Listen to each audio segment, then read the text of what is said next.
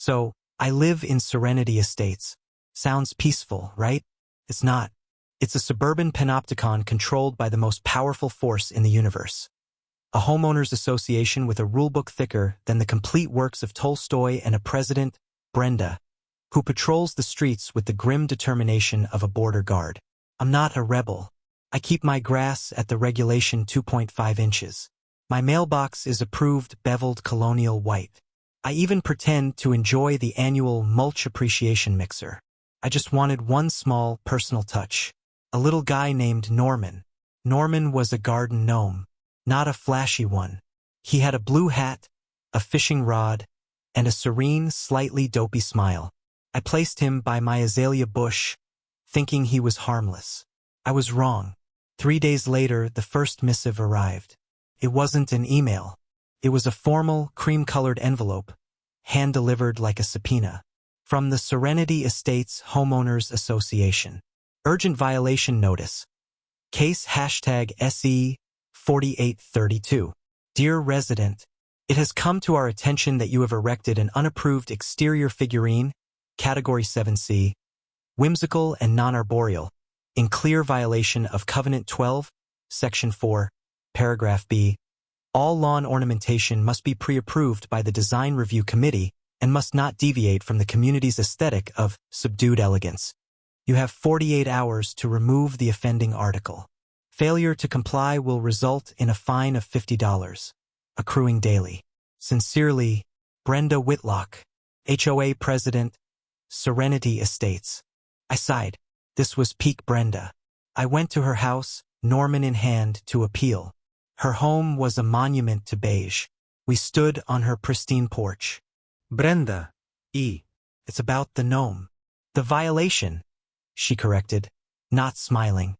It's a slippery slope, David. First a gnome, next a pink flamingo, and before you know it, we're a carnival. We have standards. His name is Norman. He's fishing. It's serene. Serenity is defined by the bylaws, she said, tapping a neatly framed copy of them next to her door. No figurines. It's very clear. I tried reason. Isn't this a bit petty? Her eyes narrowed. It's not petty, David. It's principle. Remove it or face the consequences. So I removed Norman, but the itch for rebellion remained. If I couldn't have a gnome, I'd have the greenest grass in the neighborhood. I used a completely HOA-approved, organic, deep green turf booster. It worked a little too well. My lawn became a vibrant, almost impossibly lush emerald carpet. The violation notice came within hours. Violation of Covenant 18, Section 2. Lawn color must fall within the accepted Serenity green spectrum. See attached Pantone swatch. Your lawn has been deemed vulgar viridian. Fine, $75. Vulgar viridian? I was being fined for having grass that was too healthy. This is when I stopped being a compliant resident and started being an archivist. I began documenting everything. Photos of my grass next to the Pantone swatch. Time-stamped videos of Brenda measuring my lawn with a ruler. I also did what no one in Serenity Estates apparently ever had. I actually read the bylaws. All 187 pages. Meanwhile, Brenda's tactics escalated. My trash cans were 1.5 inches too far from the curb? Fine. A single, brave dandelion dared to show its face? Fine. She organized a community walk that suspiciously always ended up in front of my house, with her pointing out my aesthetic transgressions to a gaggle of nodding, nervous neighbors. My next-door neighbor, Chad, who referred to his BMW as his mistress, started making loud jokes about my magic beans whenever I was outside. The final straw was a notice about my non-compliant atmospheric moisture dispersal unit. It took me 10 minutes to realize they were fining me for a rainbow created by my sprinkler hitting the sun at a non-approved angle. The fine was $100. They were also threatening a lien on my house for accumulated non-compliance. I was done playing defense. That weekend, I visited my cousin, a civil engineer who worked on disaster mitigation for mountainous regions. We were having a beer, and I was venting about Brenda. I just need something she can't possibly have a rule against. Something so big and so undeniably useful, it would be insane to protest. He looked at me, then pointed to a catalog on his desk. What about one of these? It was for community-wide emergency alert systems. Massive, industrial-grade sirens used in flood-prone towns. And that's when the most beautiful, petty, and objectively unhinged idea was born. I was going to install a $60,000, 10-horsepower, federal signal modulator siren on my property. The installation was a spectacle. The crane, the crews, the massive, gleaming horn now mounted on a 30-foot pole in my backyard. It looked like something that should warn London about the Blitz. The neighborhood lost its collective mind. Brenda's car screeched to a halt in front of my house before the work crew had even packed up. "What is that?" she shrieked. Her face a shade of red, I'm sure violated some covenant. "It's an emergency preparedness device, Brenda," I said calmly, holding up my phone which displayed a single, highlighted bylaw. Covenant 3, Section 1. Homeowners have the right to ensure the personal safety and security of their property, provided such measures do not pose a direct physical hazard. This siren poses no physical hazard. It's for safety. Her mouth opened and closed like a fish. It's a monstrosity. It's an eyesore. It violates the subdued elegance standard. I filed for pre-approval with the Design Review Committee, I said sweetly. You are the Design Review Committee. You never responded within the 30-day review window. According to Covenant 44, Section 5, that constitutes automatic approval. The look on her face was worth every single penny of the $60,000. It was a masterpiece of pure, unadulterated fury. The mockery began immediately. A community Facebook group, Serenity Estates Sane People, was created. Chad posted a photoshopped picture of me as the clown from IT, standing under the siren. Brenda started a formal legal fund to fight the auditory terror. They called it Dave's Folly. They wrote letters to the local paper.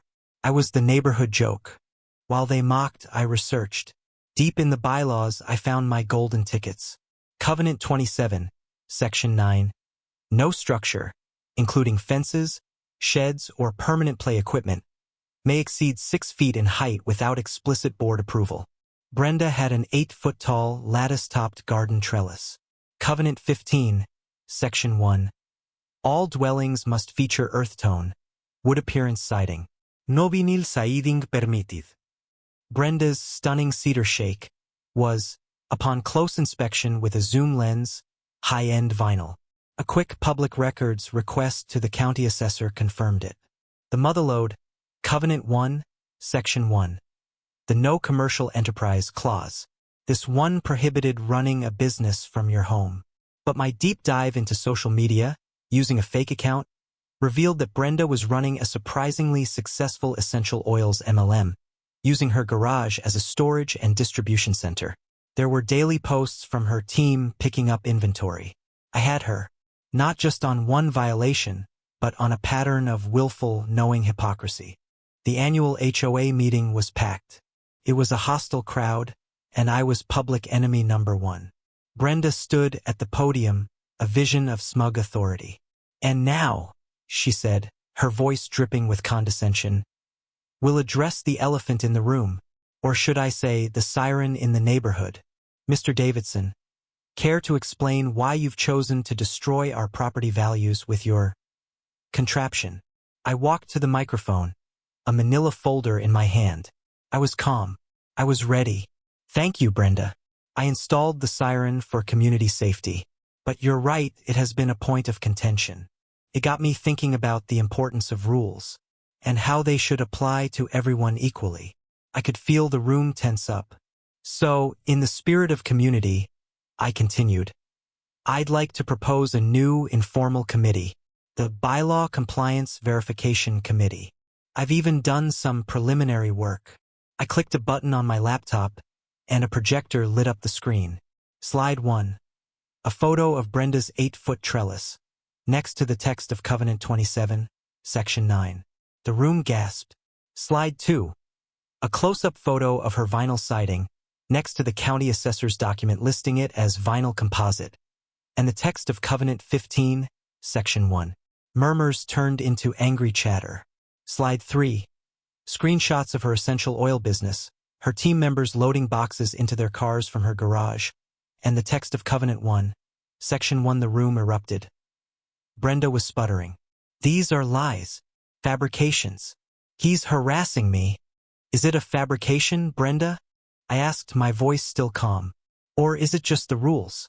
You know, that slippery slope? That principle. It was a mutiny.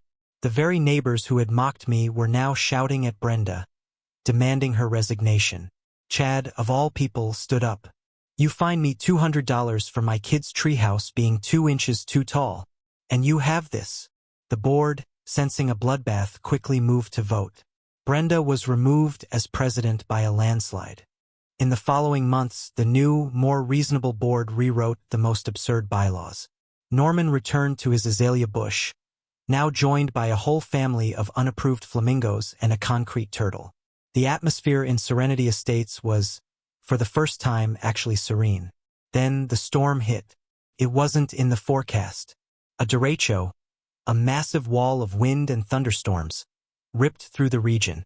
Tornado warnings blared on phones, but the power was out. The TV and radio were dead. It was pitch black, and the wind sounded like a freight train. And that's when I remembered my $60,000 monument to petty revenge. I ran to the control panel in my basement and hit the button. The sound was biblical. It wasn't a polite little beep. It was a rising and falling wail that cut through the howling wind, a sound of pure, undeniable urgency. It was the sound of a warning that couldn't be ignored. The next day, as the sun rose on a neighborhood littered with branches and shattered fences, people emerged from their basements and safe rooms.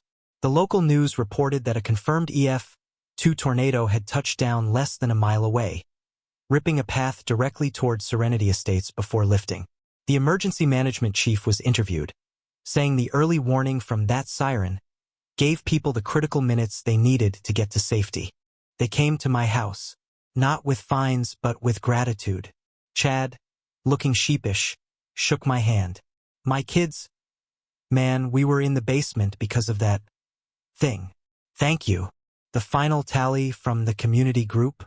2,200 people, including residents from the adjacent neighborhoods who also heard the siren, credited it with giving them the warning they needed. So, yeah, my neighbors mocked my $60,000 siren as a waste. They called me a fool. But last I checked, 2,200 people are pretty happy with my folly. And Brenda? She moved out last month. I heard she found a new development with a very, very strict HOA. I hope she fits right in. Outro. The narrator smiles, a slight, satisfied smirk. The camera pans to the window, where Norman the gnome stands proudly, fishing under the shadow of the massive, life-saving siren.